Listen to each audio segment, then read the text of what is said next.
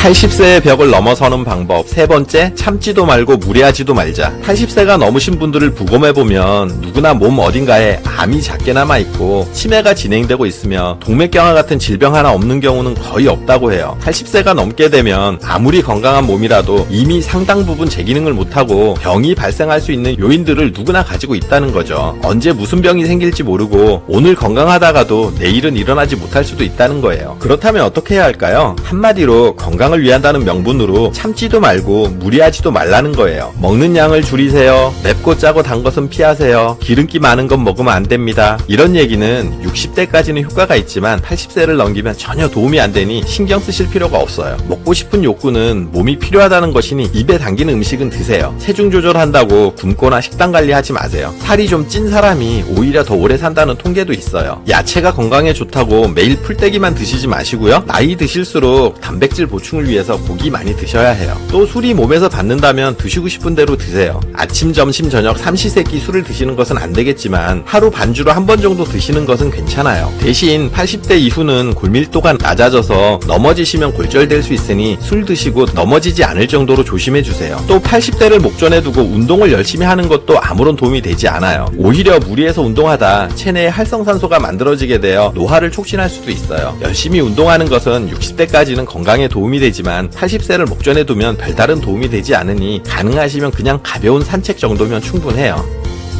80세의 벽을 넘어서는 방법. 네 번째, 건강검진을 받지 말자. 80대를 목전에 두고 건강검진을 받아보면 정상으로 나오는 수치보다 비정상으로 나오는 수치가 더 많은 것이 일반적이에요. 건강검진에서 정상 수치라는 것은 평균치에 가깝다는 얘긴데요. 비정상 수치라는 것은 평균치보다 높거나 낮은 것을 의미하고요. 우리가 이 평균의 함정에 빠져서 사는데요. 정상 수치라는 것은 남녀에 따라 다르고 환경이나 체질에 따라 다르고 나이에 따라 다르고 체형에 따라 다르고 생활습관에 따라서도 다른 거예요. 어디까지가 정상이고 어디까지가 비정상인가가 문제가 아니라 정상 수치에도 건강에 문제가 있는 사람이 있고 비정상 수치에도 건강에 전혀 문제가 없는 사람도 있다는 거예요. 80대에 암 진단을 받았다고 해서 바로 수술하고 하는 경우가 많은데요. 그렇게 수술하고 나서 암은 치료가 되더라도 이전에 정상적인 생활을 못하게 되는 경우가 많아요. 몸 상태가 그 수술을 견딜 만큼 건강하지 않은 상태에서 수술을 하니 암세포는 없앴더라도 건강이 나빠져서 그때부터 누워서 지내게 되는 거죠. 나이가 80이 넘으면 신체 활동이 더디기 때문에 암에 걸렸더라도 진행 속도가 더디고 전이도 거의 되지 않는 편이에요. 그러니 일상생활에 지장을 주지 않고 고통도 심하지 않다면 수술하기보다는 관리하면서 지내는 것이 노후를 위해 나을 수도 있어요. 80대를 목전에 두고 비정상 수치가 나와도 생활하는데 별 무리가 없다면 그게 정상 수치인 거예요. 비정상 수치가 나왔다고 재검사하거나 이 수치를 정상으로 만들겠다고 과다 진료, 과다 치료, 과다 복용으로 이어진다면 오히려 이제까지 잘 버텨준 건강을 잃을 수도 있어요.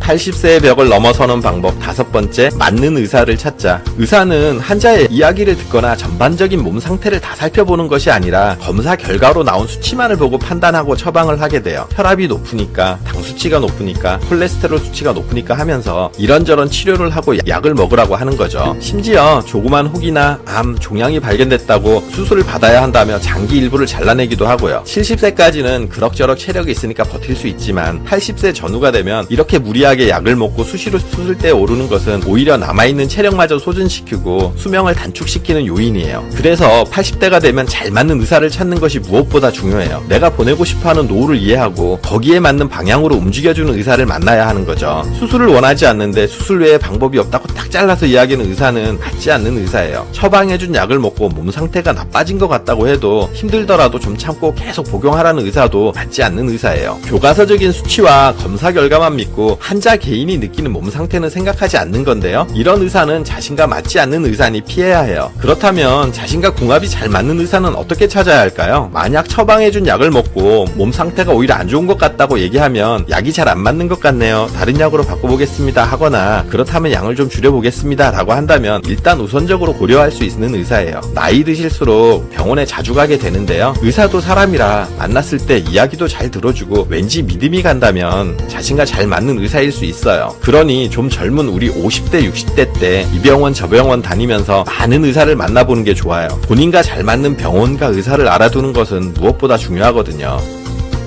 80세의 벽을 넘어서는 방법. 6번째, 약은 최소한으로 먹자. 병원에 가면 각 과마다 전문의가 있는데요. 심장 전문의, 간 전문의, 흉부 전문의, 관절 전문의 등 각 과마다 해당 전문의가 진료를 하고 또 거기에 알맞다고 하는 약을 처방하게 돼요. 처방을 잘할수록 약의 숫자와 양은 점점 많아져서 한 번에 먹게 되는 양이 한 움큼씩 되게 되는데요. 이렇게 되면 약이 되는 것이 아니라 독이 될 수도 있다는 사실을 기억하세요. 이런 장기별 전문 진료 체계는 60대까지는 효과가 있지만 80대 전후에는 별로 도움이 되지 않아요. 예를 들어 순환기 전문의가 진료를 하고 나서 콜레스테롤 수치가 높으니 낮춰야 한다고 해요. 그러나 콜레스테롤 수치를 약으로 낮추면 면역 기능이 저하되고 암이 진행되기 쉬우면서 감기나 독감에도 쉽게 걸려요. 혈관계 이상으로 죽는 게 아니라 암이 진행되거나 폐렴으로 죽게 될 수 있는 거죠. 혈압이 높다고 혈압을 낮추는 약을 먹게 되면 80대의 좁아진 혈관 속으로 혈액이 제대로 순환하지 못하게 되는데요. 혈액을 통해서 흐르는 산소와 영양분이 전신세포 골고루 전달되지 못하다 보니 특히 뇌가 저산소 저혈당 상태가 되어 위험해질 수가 있어요. 이처럼 80대에는 혈압과 혈당치가 높다면 다소 높은 상태로 유지하는 것이 오히려 건강에 좋을 수 있어요. 약은 필요할 때 필요한 양을 최소한으로 먹으면 돼요. 머리가 아플 때 두통약 먹으면 되고 위가 아프면 위장약 먹으면 되고 소화가 안 되면 소화제 그때그때 먹으면 되는 거예요. 노년이 되면 여러 가지 약을 한 움큼씩 매일 시간 맞춰 규칙적으로 돌아가실 때까지 드시는 분들이 대부분이에요. 그렇게 먹는 게 당연하다고 믿지만 이렇게 여러 가지 약을 장기간 복용하는 것이 정말 효과가 있는지에 대해 의학계에서도 확실히 조사된 결과가 없다는 사실을 기억하세요. 지금까지 80세의 벽을 넘어서는 방법 6가지를 알아보았는데요. 80세가 넘으면 이것저것 가리지 마시고 하고 싶은 일 하고 먹고 싶은 건 먹고 마음 내키는 대로 몸 가는 대로 자유롭게 사시는 것이 건강하고 행복하게 사는 거예요. 여러분들의 건강한 노후를 응원할게요. 오늘 정보가 도움되셨다면 구독, 좋아요, 알림 설정 해주시고요. 저는 더 유익한 영상으로 다시 찾아뵐게요. 저는 매일 3분 대표 큐레이터 송한결이었습니다. 감사합니다.